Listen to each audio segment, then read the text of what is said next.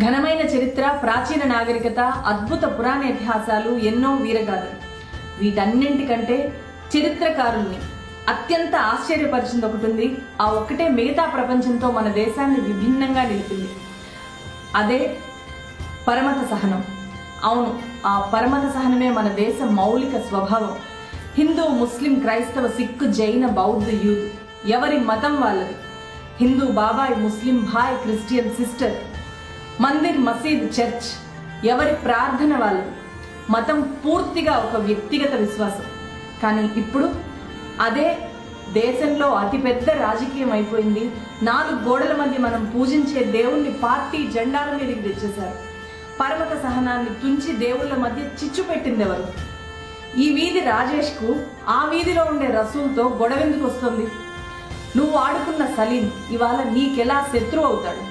నీతోనే ఈతాడిన విల్సన్ నీకెప్పటి నుంచి పరాయవాడయ్యాడు? అస్మా, జ్యోతి, మేరీ వీళ్ళంతా కలిసుంటే, కలిసి తింటే నీకొచ్చే నష్టమేంటి? నీ మతానికి ఇంకెవడో ప్రతినిధి ఎలా అవుతాడు? ఈశ్వరుడు, అల్లా, యేసు ఈ దేవుళ్ళంతా రాజకీయ ప్రతినిధుల్ని ఎందుకు కోరుతారు? ఒక్కసారి ఆలోచించు. వాడు నీ మతంతోనే నీపై విష ప్రయోగం చేస్తాడు. నువ్వు బలవంతుడివి అంటూ నీ చెవిలో పువ్వు పెట్టి వాడు పీఠమెక్కుతాడు.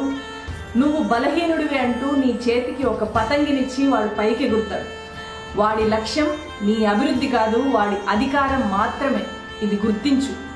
మతం మత్తులో నువ్వు కళ్ళు మూసుకొని ఉండడమే వాడికి కావాలి. నువ్వు కళ్ళు తెరిస్తే ప్రశ్నిస్తావు. నువ్వు కళ్ళు తెరిస్తే నిలదీస్తావు. నువ్వు కళ్ళు తెరిస్తే వాడి అధికారాన్ని కూలదోస్తావు. అది వాడి భయం. అందుకే నీలోకి మతాన్ని ఎక్కిస్తాడు.